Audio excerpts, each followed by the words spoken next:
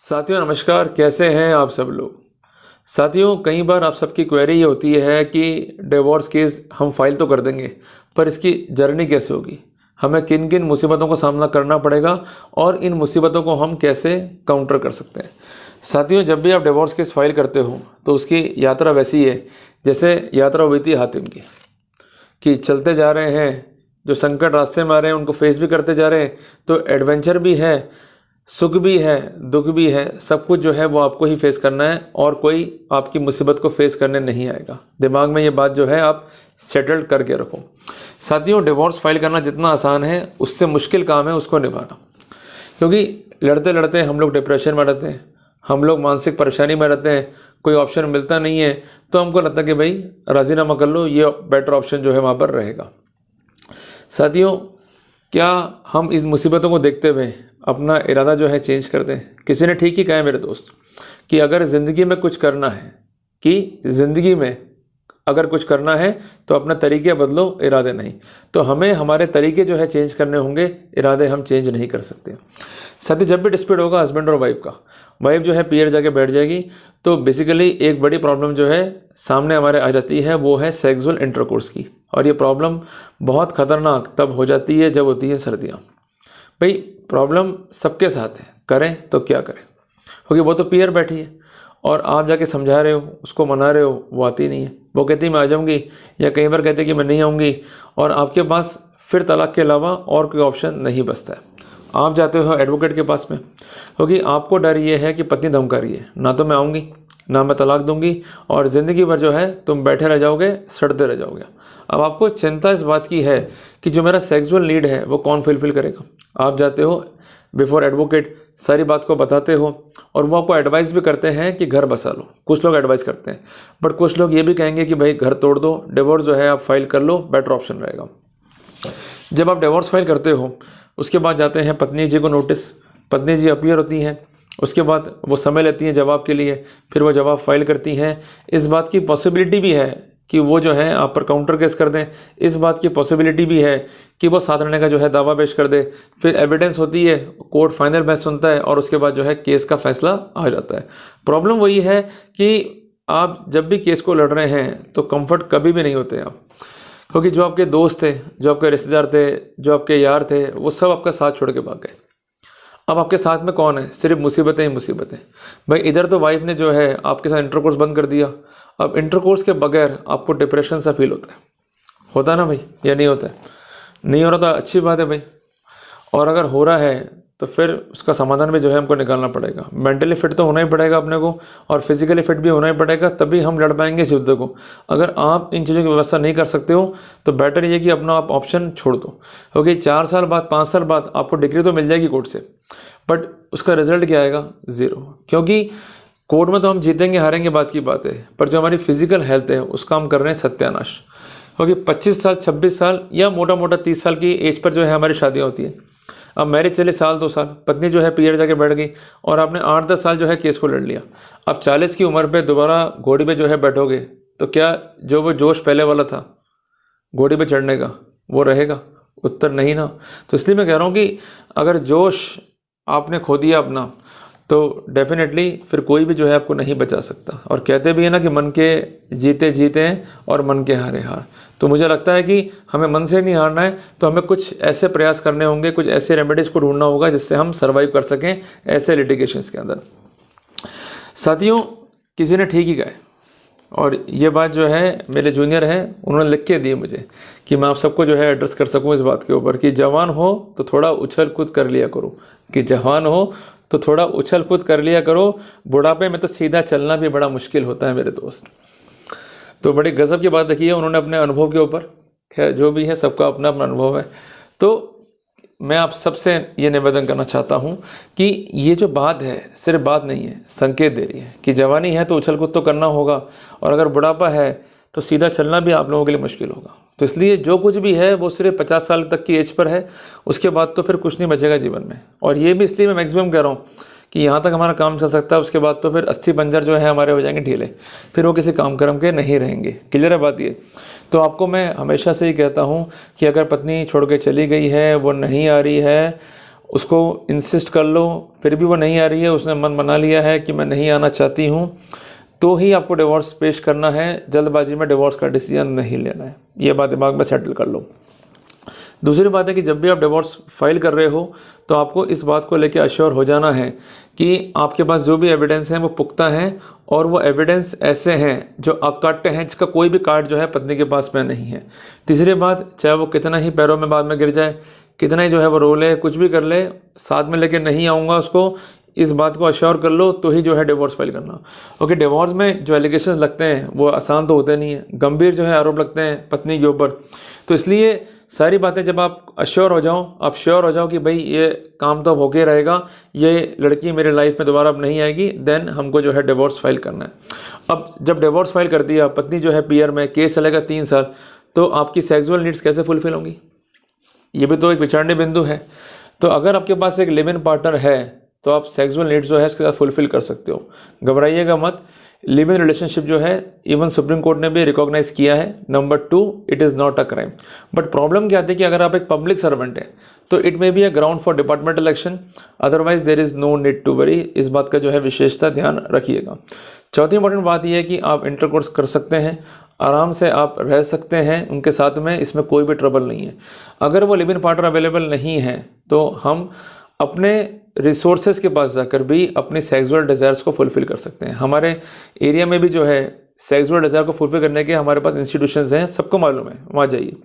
वहाँ नहीं है तो गोवा जाओ, वहाँ भी नहीं थाईलैंड जाओ। पर जब तक आप सेक्सुअली जो है अपने आप को फिट नहीं रखोगे, वहाँ पर आप मारे जाओगे। और ये बहुत क्लियर कट बात मैं आपसे कह रहा हूँ कि जो लोग जो हैं अपने सेक्सुअल नीड्स को फुलफ़िल नहीं करते हैं, उनमें बुढ़ापे के लक्षण जो है जल्दी जो है दिखाई देते हैं। तो आपको एक दिमाग में बात सेटल कर लेनी है, अगर अपने आप को फिजिकली फिट रखना है, मेंटली फिट रखना है और आप ये चाहते हो कि आप हैप्पी रहो, तो कम से कम आपको अपने सेक्सुअल राइट्स को फुलफ़िल करना भी आवश्यक है। अब वाइफ तो नहीं आ रही है तो ये तो नहीं कि वो नहीं आ रही है तो हम मर ही जाएंगे, क्लियर है। कुछ लोग क्या करते हैं, घर पर देखते रहते हैं एक्स वीडियोस, ये बहुत गलत चीज़ है। कुछ लोग करते रहते हैं हस्तमैथुन, ये बहुत गलत चीज़ है। आप अपने ही हाथ से अपना कबाड़ा कर रहे हो, इस बात को जो है मांग के चलना। अगर आपको सेक्सुअल नीड्स फुलफ़िल करनी है, उसके रिसोर्सेज क्या हैं ये आप सबको मालूम है, बट आपको फुलफ़िल करना पड़ेगा, नहीं करोगे तो आप ही मारे जाओगे। एंड बीइंग योर गार्जियन, मैं आपसे ये बात कह रहा हूँ, क्लियर है। ओके, कोई आपसे ये बात नहीं कहेगा, लोग शर्माते हैं इस तरह की बातें करने से, बट इवन सुप्रीम कोर्ट ने एम्फेसाइज किया है कि लीगल एजुकेशन के साथ साथ जो सेक्सुअल एजुकेशन है या सेक्स एजुकेशन है वो बहुत ज़रूरी है। अगर मैं ही आपसे बात नहीं करूँगा, मैं आपको नहीं बताऊँगा, तो फिर आप परेशान हो जाओगे, डिप्रेशन में आ जाओगे और अल्टीमेटली फिर गलत सलत कदम उठाओगे और फिर नुकसान जो है आपका ही होगा। तो गलत काम करने से अच्छा है कि हम एक सही दिशा की तरफ जो है आगे बढ़ें। तो अगर आपने ये काम कर लिया, 50% केस तो आप वहीं जीत गए। दिमाग में ये बात सेटल कर लेना। अब आती है बात सेकंड जर्नी की, कि आप जब केस फाइल कर रहे हो उसके साथ साथ जो है आपको ब्रीफ तैयार करना है, जो यूजुअली आप नहीं करते हो। ये आपको मैं इसलिए कह रहा हूँ कि जब तक प्रॉपर स्टडीज़ नहीं होगी केस के ऊपर, तब तक आप किसी भी रूप में जो है जीत नहीं पाओगे। आपको सबसे पहले काम करना है, जो आपके घर वाले हैं जो इस केस में गवाह बनेंगे, सबको लेके नहीं बैठना है, पंचायत नहीं चाहिए अपने को। जो व्यक्ति केस में गवाह बनेंगे उनको लेके बैठना है, और आपकी पत्नी के बारे में उनके विचार क्या हैं वो जानने के लिए उनको एक कॉपी जो है पकड़ा दो आप, वो लिखेंगे विचार अपने अपने, और फिर आप भी लिखो अपने विचार, और फिर जो कॉमन विचार हैं उसको प्रॉपरली जो है रिफ़्रेश कर लो, और जो विचार अनकॉमन है उस पर जो है चर्चा कर लो, ताकि जब भी आप जाएं बिफोर द एडवोकेट तो वहाँ पर मैटर जो है उनको तैयार मिले। कल को ये ना हो जाए कि वो अपनी एक नई बात शुरू कर दें, आपसे एक नया इंटरव्यू शुरू कर दें, तो बात का बतंगड़ ना बन जाए। इसलिए बेटर ये कि हमें प्रॉपर ब्रीफ रेडी करना है, वो खुद से करना है, वहाँ में किसी प्रोफेशनल की हेल्प नहीं लेनी है। तीसरी बात है कि जो भी आप फैक्ट बता रहे हैं वकील साहब को, कोशिश कीजिए कि उसके समर्थन में एविडेंसेस हों, एविडेंसेस नहीं होंगे तो मामला ख़राब होगा। चौथी बात है कि नोटिस भी जो है आपको देना पड़ेगा डिवोर्स का, ये बहुत ज़रूरी चीज़ें हैं, अगर आप नहीं देंगे तो वहाँ पर नुकसान खा जाएंगे।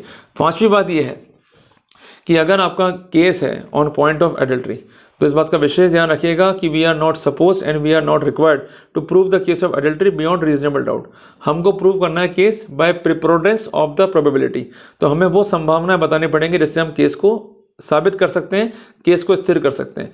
और अगर एडल्ट्री के केस में ऐसी कोई एविडेंस है जो कि इलेक्ट्रॉनिक रिकॉर्ड की श्रेणी में आती है या इलेक्ट्रॉनिक एविडेंस की जो है श्रेणी में आती है, तो ऐसी स्थिति में एक्सपर्ट की राय जरूर लें, जो कि धारा 63 BSA मीन्स भारतीय साक्ष्य अधिनियम के तहत जो है महत्वपूर्ण है। अगर आप एक्सपर्ट की राय नहीं लेंगे, सरफा करेंगे, दिक्कतें आपके लिए जो है बाद में वहाँ पर आएंगी।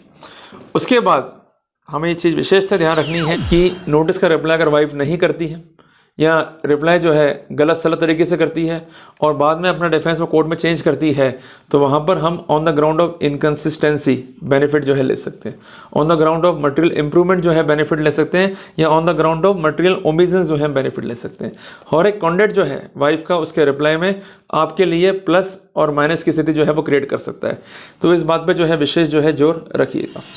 साथियों, किसी ने ठीक ही कहा है कि हमारी समस्या का समाधान तो सिर्फ हमारे पास है, हमारी समस्या का समाधान तो सिर्फ हमारे पास है। समस्या वो भी है, समाधान उसका भी आपके पास में, और समस्या ये भी है, समाधान इसका भी आपके पास में, कि हर समस्या का समाधान हमारे पास है, दूसरों के पास तो सिर्फ सुझाव है। तो सुझाव कई लोग आपको देंगे, किसी का अच्छा होगा, किसी का बुरा होगा, मानना या ना मानना आपके हाथ में। क्लियर है? वैसे भी सब कुछ आपके हाथ में है, बट सुझाव अगर ज़्यादा मान लोगे तो समाधान नहीं पा पाओगे, और समाधान चाहिए तो खुद पर ज़्यादा भरोसा करो दूसरों की अपेक्षा। क्लियर हो गया आपको? अब कोर्ट केस में जो है टाइम लगेगा। इन द मीन वाइल क्या ट्रबल्स है ये मैंने आपको बता दी है। वाइफ जो है केस फाइल कर सकती हैं, तो उसको जो है आपको काउंटर करने के लिए भी सदैव जो है रेडी रहना पड़ेगा। उस एंगल से भी केस को जो है अपने को तैयार रखना है। तो कई बार ऐसा होता है कि केस फाइल करने के बाद वाइफ जो है काउंटर केस करती है। मान लीजिए 498 IPC या धारा 85 BNS या गबन का मीन्स कि मेरे जो गहने हैं वो इन्होंने छीन लिए हैं, उसको हड़प कर लिया है। तो ऐसे स्थिति में पुलिस जो है धारा 406 IPC और वर्तमान में धारा 316 BNS जो है जोड़ सकती है। तो ऐसी स्थिति में अगर FIR है, पुलिस जो है आपको तंग कर रही है, परेशान कर रही है, आपको एंटिसिपेटरी में जाना पड़ रहा है या क्वेश्चनिंग में जाना पड़ रहा है, तो उन सब डॉक्यूमेंट्स को भी जो है इस डिवोर्स पिटीशन का पार्ट बनाए। क्योंकि अगर कोई इवेंट है और सब्सिक्वेंट इवेंट है तो उसको as per order 6 rule 17 CPC के तहत रिकॉर्ड का पार्ट बनाया जा सकता है, और कोर्ट ऐसे डॉक्यूमेंट से विचार करके उन्हें रिकॉर्ड का पार्ट बनाती है। दूसरी महत्वपूर्ण बात है कि जब ये अर्जी कोर्ट अलाउ कर दे तो आप ऑर्डर 6 रूल 20 CPC के लाइट में उन समस्त स्थितियों को भी प्लीडिंग का पार्ट जो है जरूर बनाएं, ताकि हम क्रूरल्टी केस को जो है और अधिक सस्टेन कर सकें। क्लियर है बात है? साथियों, इसके अलावा एक महत्वपूर्ण बात यह है कि अगर मामला क्रूरल्टी में तो केस जो है क्रूरल्टी का स्पेसिफिक करें, इस बात का विशेष ध्यान रखें। क्लियर है बात ये? इसके साथ साथ अगर केस जो है बेस्ड है on point of desertion means परित्याग कर दिया है, तो 2 साल होने चाहिए उसके छोड़े जाने से। अगर उसने आपको छोड़ा है मान लीजिए 1 अक्टूबर 2021 को, तो आपको वो दिन जिस दिन छोड़ा वो दिन काउंट नहीं करना है, उसके नेक्स्ट डे से काउंटिंग स्टार्ट होगी और वहाँ से जो है 2 साल काउंट करने हैं। क्लियर है? तो मोटा मोटा आपको केस जो है मैच्योर अगर करना है तो आपको ये फाइल करना होगा 2 अक्टूबर 2023 को, क्योंकि 1 अक्टूबर 21 को गई है, तो 2 अक्टूबर 23 को इस पॉइंट को लेकर भी आप डिवोर्स फाइल कर सकते हैं। इस बात का विशेष ध्यान रखिएगा। अगर इससे आप पहले पेश कर रहे हैं, case will be pre mature और इस पॉइंट पर आप डिवोर्स जो है नहीं ले पाएंगे। क्लियर है?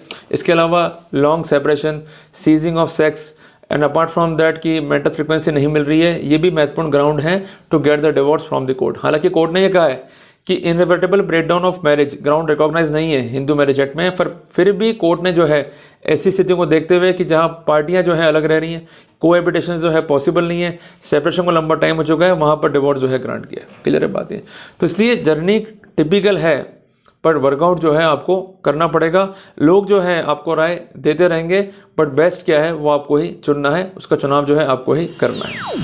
साथियों, जाते जाते मैं आपसे एक बात कहना चाहता हूँ कि हालात वो ना रखें जो हौसलों को बदल दें, बल्कि हौसला वो रखें जो हालातों को बदल दें।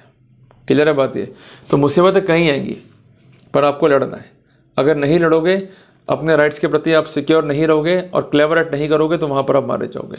लड़ना एक रास्ता है, समाधान नहीं, पर चतुराई से लड़ना एक संपूर्ण समाधान है। इस बात का जो है विशेष ध्यान रखना, क्योंकि लहरों से डर कर नौका पार नहीं होती, लहरों से डर कर नौका पार नहीं होती मेरे दोस्त, और कोशिश करने वालों की भी हार नहीं होती मेरे दोस्त।